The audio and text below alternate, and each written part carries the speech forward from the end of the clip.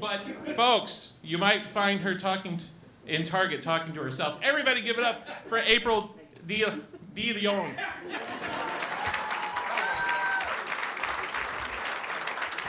Thank you, Barry. I'm no hero. I am like every other millennial. I go to Target and Target tells me what I need.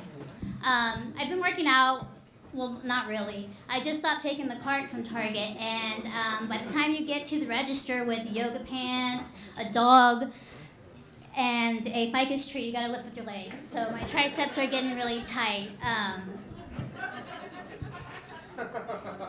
I really hate the PTA. I can say that because they're not here. Sharon always comes up to me, "Hi, April, how are you doing?" Sharon, you know how I'm doing. I volunteered for drinks the entire year. No Pinterest for me.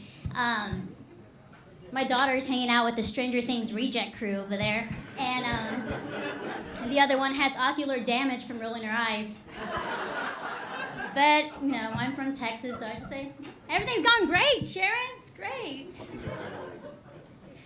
I really don't understand cheating.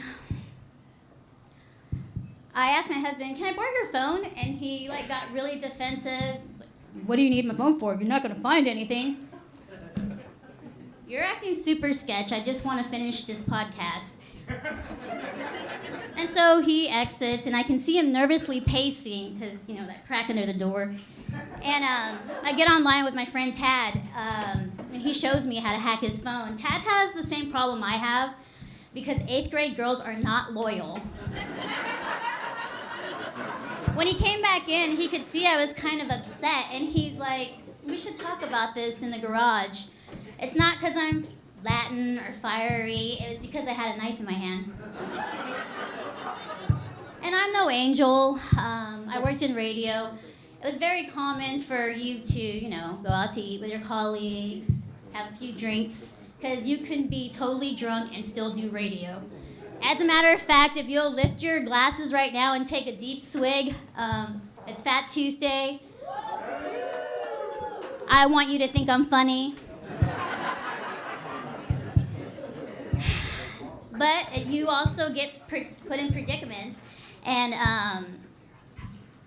I was in a car with my friend, and he put his hand on my leg, and all I could picture was Father O'Brien looking at me and speaking. The thing with Father O'Brien is he speaks Spanish and I don't, so I was like, I don't know what you're saying, but I knew it wasn't good.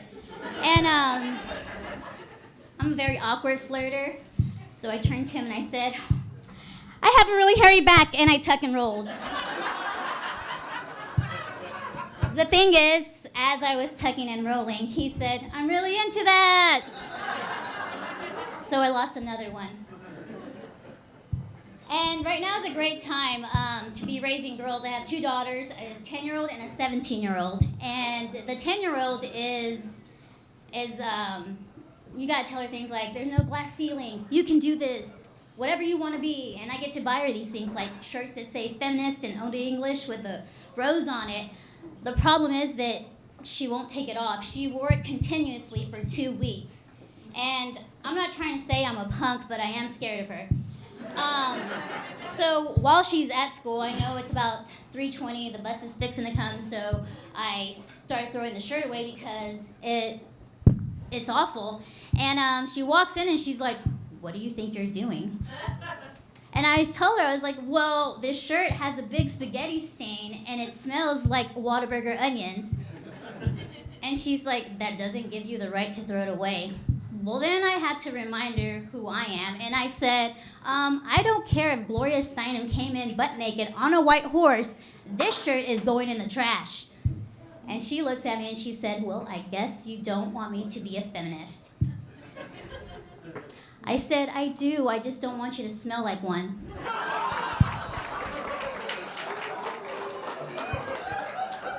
Thank you guys, that's my time.